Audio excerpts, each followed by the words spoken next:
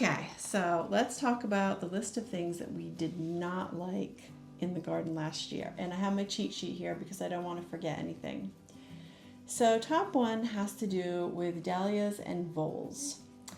So we have a video out. I finally have figured out a way to outsmart the voles at my house because the voles in the past were tunneling under. They figured out I love dahlias and they'd eat my tubers, and investment and all that time I put into it out the window. So I plant my dahlia tubers inside a container right into the ground in the garden, and that works for me. So it's a great technique if you also are battling with voles. But when we planted the dahlias at Hannah's, you never had an issue with voles. We've had a vole friend, but they never bothered with the dahlias until last year. And it was so devastating because we planted without the vole protection. So many. We planted, I want to say 22 to 24 dahlia tubers. Dahlias I've had for years too. For years. You know. Some beautiful dahlias. And, you so look forward to that. Gone. They ate the tubers, and I think you were only left with maybe like 5 4 or or 6, maybe something like that. Not many. Which also means that there's going to be a lot of new dahlias in the mix next year. We're going to have to do some shopping. We're okay with that. But from now on, we will definitely be planting now that they're on to you planting dahlias, we will plant the tubers with the protection in the container in the garden here, because that's quite an investment too. And so speaking of dahlias and things we didn't like, and I really feel bad bringing this up because I know my son-in-law feels really bad about this. We had a few dahlias over by her shed that were coming up. They were one of the only ones that were coming up. And what happened? And they got weed whacked. They got weed whacked. Now, this happens to all of us. I have heard stories between spouses where somebody has accidentally mowed or sheared a very valuable plant in the garden. And I know he feels terrible. But I think what we would do next time is we would communicate what we planted there, because we don't normally plant there, in his defense. It is typically weeds over there. He does a really wonderful job with the lawn, taking care of the lawn. Or the other thing is to maybe mark it out with a little fence or something, since it is a new spot, just to indicate that we've planted something there. So kind of funny now, not then. Okay, so another thing we didn't like here, I don't know if you remember our video from the spring where we put up a teepee trellis in Hannah's island bed. And we love doing that because it adds a really beautiful vertical element and it's easy to do, and then you just plant your annual climbers on the trellis and the kids can even get in it and play. So really cute little feature. But the bunnies were eating the little seedlings. Yes, they were. We have a lot of bunnies. We planted sweet peas, morning glories, and morning glories, and I think even some hyacinth beans. Yes. And as soon as they started popping up, they chewed them. So we ended up figuring out Like that a we little could fence. rescue. Yes, and I do have a picture of that too. A lot of these topics that we're talking about, we do have some video clips and pictures. But we ended up just putting a short, really inexpensive fence around it, and we saved a lot. Yeah. And it still did pretty well. So when you have bunny problems, a short fence will work because they won't typically bother to hop over it. It's too much work for them. So that was something that was a little frustrating. So this was a huge disappointment.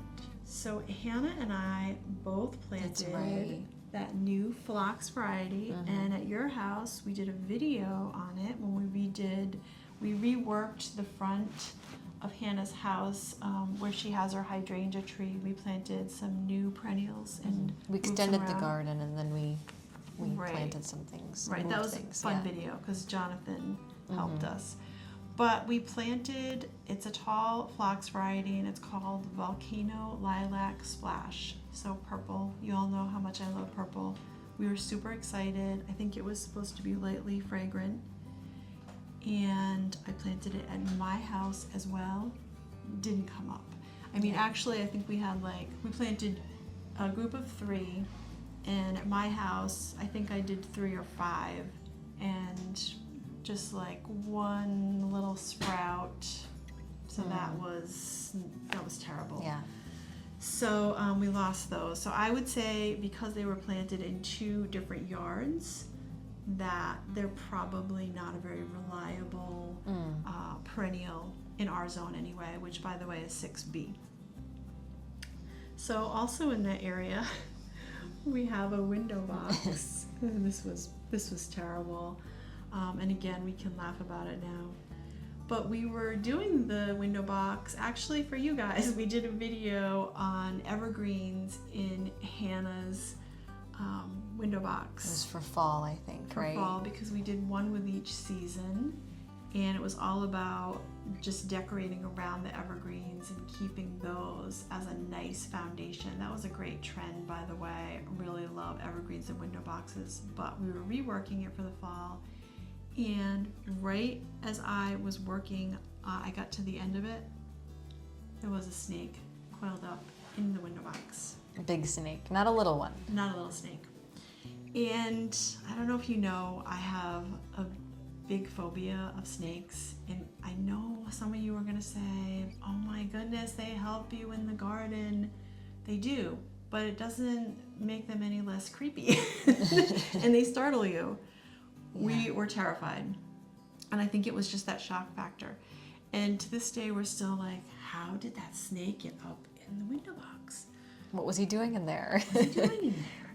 And then when we tried to move him, he had disappeared, and he got behind. He made a nice little home behind the window box. We had to remove it, and he fell out. So we relocated him, and much to my grandson Jonathan's dismay, he was really sad about this. He liked that snake, and I don't know. He was concerned. Yeah. He was concerned. So I don't know if the snake came back or not. But we didn't like. We felt so confident that snakes did not live in containers and window boxes, and so we just didn't like that we found it there. Yeah. That was pretty shocking.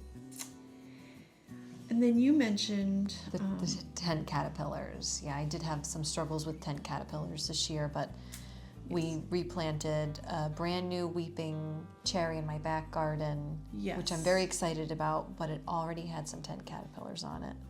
So I'm just really hoping that this year it will do well, that they won't come back. I think the fact, and this is one of the great things in, even keeping a journal about your gardening adventures, or just talking about them and sharing them, is that you can kind of plan ahead for these things. And so because we know that the tent caterpillars are really attracted to that weeping cherry, you want to go out in the summer and you want to check it constantly. And immediately when you see them, we like to clip the nest out, and then you want to dispose of it properly, which means putting it in a bag. Or I remember my mom, who was a gardener, she would put them in a barrel and she would burn the nest. So you don't want to put it in the woods or in your compost. So it's really important. So we just have to make sure that we keep on top of that. And the cherry tree is really special to you because Hannah and Dan got married in May, and they have some gorgeous pictures under this flowering cherry. Yeah. So it is special, and I'm hoping that it does do well. We're going to keep on top of that. Okay, so let's move on to my house, and I wanted to talk about my struggles with the deer this year. So I have an old video out on my struggles with the deer. We put up some, we strung some wire in the back because I'm backed up to the woods, and the deer like to come through and nibble in the backyard. So that was very effective in keeping them out of the back garden. However, now that we have this beautiful flower garden in the front, they're coming in from the front and nibbling. And I really struggled with them eating my sunflowers. I had some beautiful sunflowers, And very surprised, my stargazer lilies. Oh, I know, isn't that so that's sad? And the lilies were beautiful. They were right behind the seating area and you could smell them. So I think I maybe saved one of them. So I did troubleshoot and was able to come up with a method to keep them away. And I am going to bring you that this year because I feel like a lot of us really struggle with deer. And when they're hungry, honestly, they will eat anything. But I swear they know that I am an avid gardener and they've invited all their friends over and their cousins and family. oh my goodness. I know, and I remember you saying to me, oh Mom, I'm so sorry that you're having all these problems with the deer and the rodents and stuff. So there will be more videos on that because that's a big problem that all of us may encounter. And then the other thing that I didn't really like, so I grew from seed these marigolds and they were very tall. So I think they were listed on the package that they would maybe be 3 feet tall. I think they were the Cracker Jack. So the plus of these, really beautiful, the bees loved them. But they grew up to be about 5 feet tall when they were mature. Pretty tall, 4 or 5 feet, do you remember? Yeah. And the placement of them.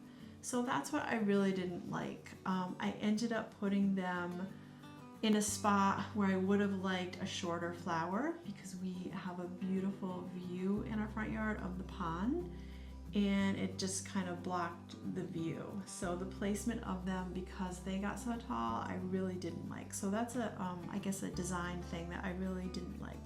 I do think I would grow those marigolds again, but knowing what I know now, I would put them in the back of the garden. Yeah.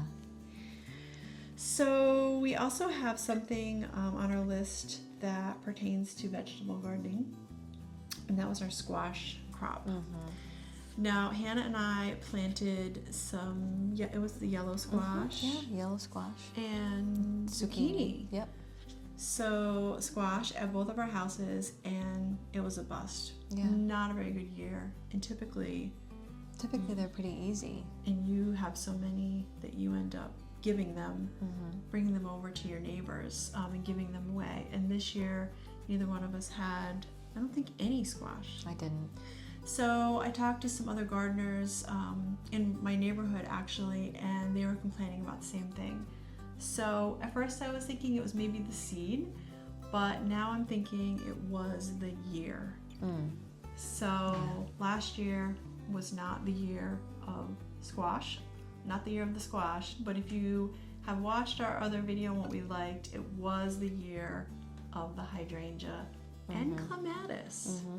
So, you know, you win some and you lose some. And so we're going to try to navigate that next year and do some things differently. For the voles and and maybe eliminate a couple of plants on our list, things that we would normally plant.